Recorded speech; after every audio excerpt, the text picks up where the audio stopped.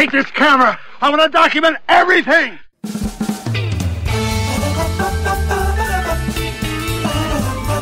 A sea of spiders. You know, it's kind of like running over anything else, you know, wet and slick. Hey, welcome to Comedy Parenting Radio. My name's Jerry Begley. I'm your host. And today's topic is, Tarantula Migration. In the studio, we have Jared with us. And Jared is from Texas. Welcome to the show, Jared. Thank you. So, Tarantula Migration is something that I just recently became aware of. How long have you known about this stuff? About 2 years, I guess. Yeah. Even though you grew up in Texas, it's something that just really came big for you recently, isn't it? Well, no, the tarantulas, I mean, we've always seen them migrate ever since as long as I can remember, but I've never heard of the mass horde like you see in the Hollywood films, you know, the make-believe stuff. Well, I'll tell you what let's do. Let's start out small tarantula migration and work our way up. What do you say, okay? Okay. So tell me about a little bit of migration that you're familiar with on the small end.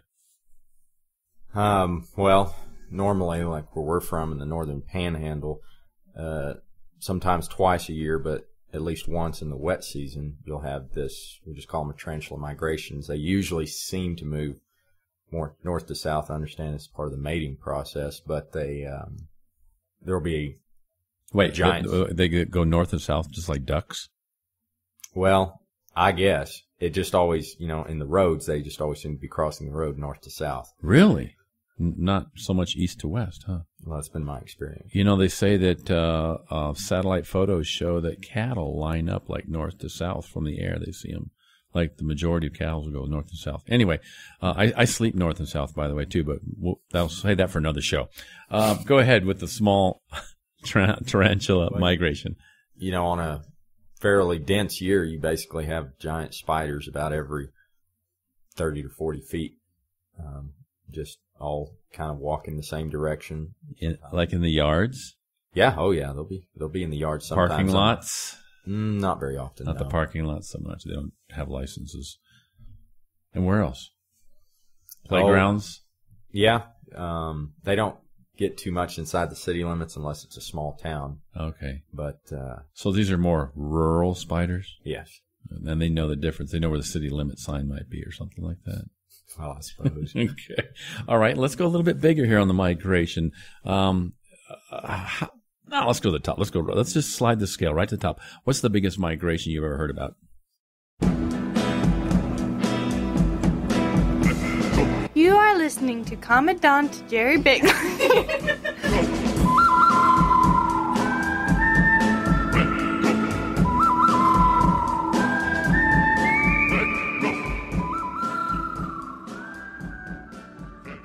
Sure, humans can be a little weird at times, but take it from me, I'm a dog.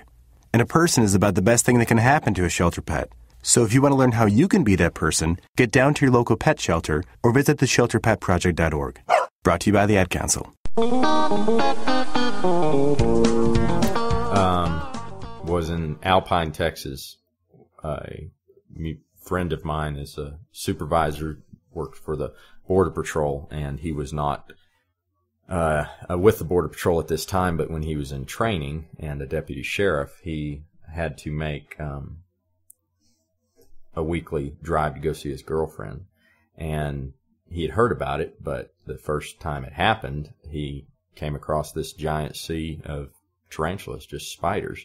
A sea of spiders. That's the way he described it. Can you folks at home imagine this? Or if you're driving in your car, just turn the volume down if this is creeping you out. And he said you would almost immediately lose traction. So he slowed down at first to see what it was on the road. It looked like an oil slick. And you were, he said, churning spiders 20 feet behind your vehicle, and you could only do about 30 miles an hour tops to keep from sliding off the road. Wait a minute. A sea of spiders? Well, that's the way he described it. That's basically the tarantulas, you know, like where I'm from, they'll be 20 to 40 feet apart, but there they'll be almost on top of one another, if not. Yeesh. And usually in bands up to a couple miles across. Hold that thought. You're listening to Comedy Parenting Radio with Jerry Begley here. We'll be back in just a moment. Treesock Press sells the books that stay on your shelves. When you want books that your guests pick up and read and can't put down, make sure it's one of Treesock Press's comedy books. Get a copy of our new book, Dad, the Tooth Fairy Didn't Come, and your kids will want you to read it over and over and over until you pull what little hair you have left out. When you pitch old books out into the gutter, you'll feel complete guilt if it's a Treesock Press book. Get your Treesock Press book wherever lousy comedy books are sold.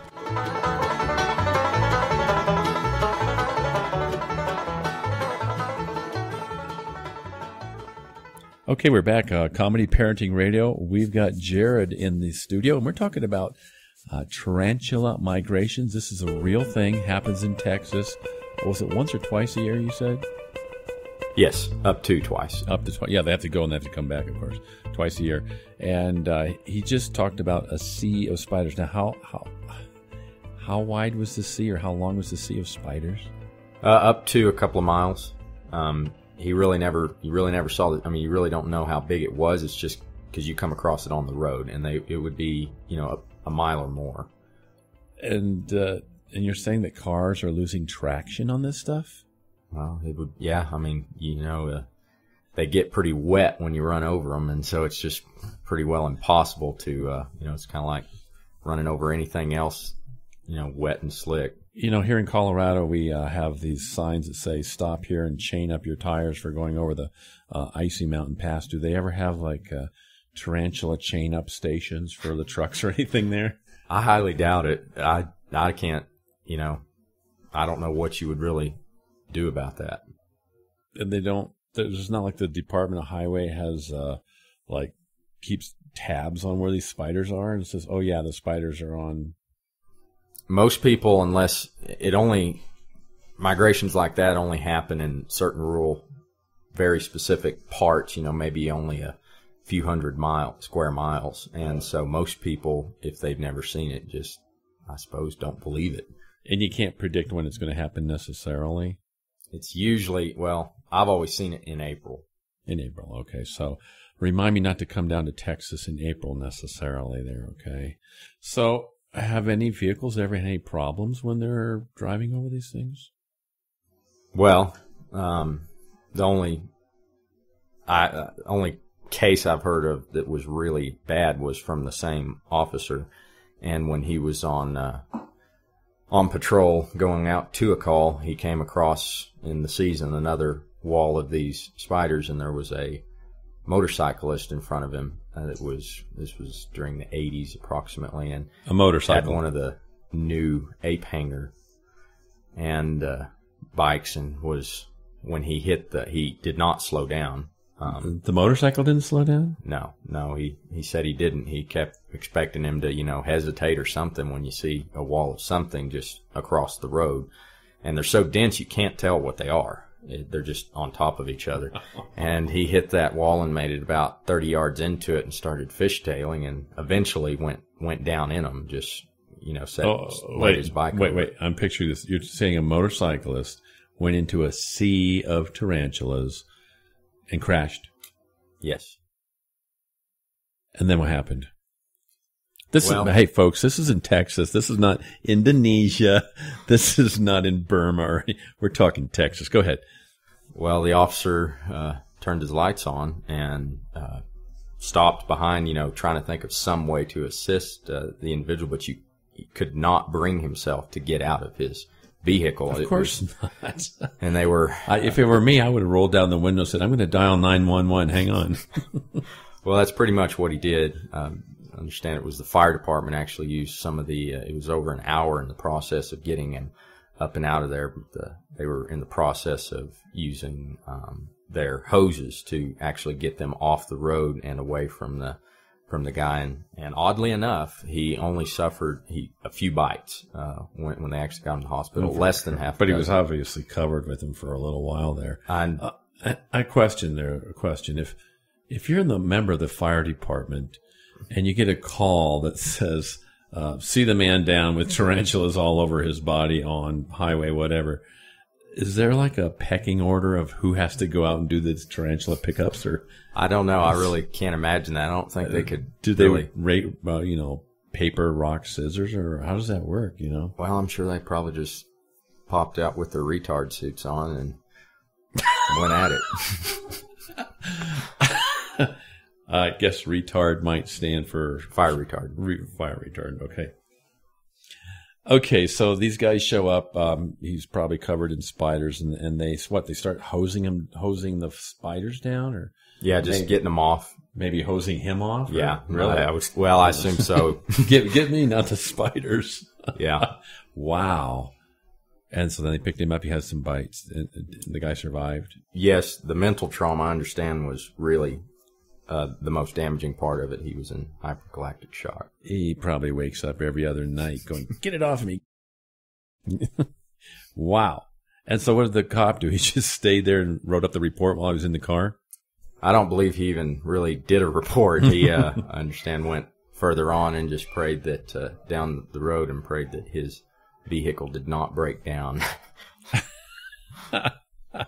Well, would you have any advice then? If people are traveling in Texas in April and it's, we'll say, tarantula migration season, what would be any advice of what they should or shouldn't do? Well, make sure your car's full of gas. I guess.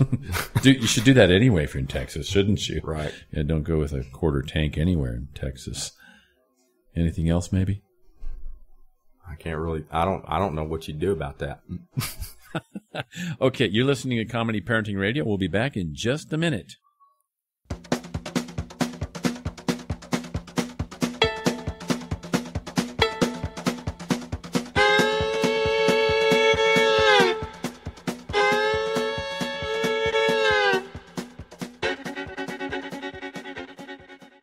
Ranger Station. Hi, I want to report a bear sighting. Location. My front door. It was Smokey Bear. My husband was burning leaves in the yard. He just came inside for a second. Never leave a fire unattended. If it's too hot to touch, it's too hot to leave. Smokey said that too. We go way back. I knew him when he was just a cub. How cute. If you see someone in danger of starting a wildfire, step in and make a difference. Brought to you by Smokey Bear, the U.S. Forest Service, your state forester, and the Ad Council. Learn more at SmokeyBear.com. Only you can prevent wildfires.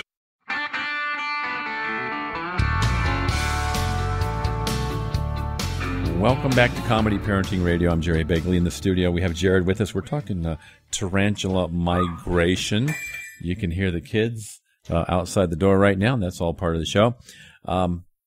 Anyway, Jared, are there different kinds of tarantulas in Texas that we should know about? Oh, I'm sure there's all kind. I've only ever seen two, and I'm not familiar with their correct names. But there's the most common tarantula I see is a brown abdomen and black thorax and legs, and very solid in color. They be up to about 6 inches in diameter. 6 inches, 6 across inches, legs and all. Half of a foot. Okay. All right. Any other types? I don't see very many of them. I've only seen 2 or 3, but there's a real aggressive species. What do you mean, like they have a chainsaw or what? No, they're actually inclined to chase you if you stamp on the ground. They don't. They get agitated at any vibrations. Vibration makes them angry, and they'll chase you. Yes. Really? Have you had any instances of that? Oh, yes. You can catch them like that, actually, and just run them up into a bucket. But like with a jackhammer or what? No, you just stamp on the ground, get close enough to start stamping. And they'll run towards you? Yes. What are they thinking they're going to do? I have no idea. Put you in a full Nelson or what? I don't know. They probably hadn't thought that far in advance.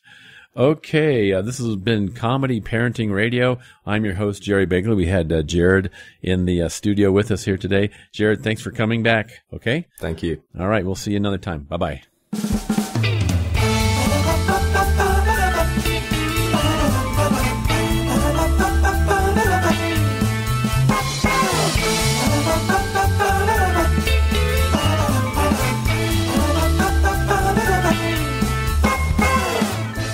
You're listening to Comedy Parenting Radio.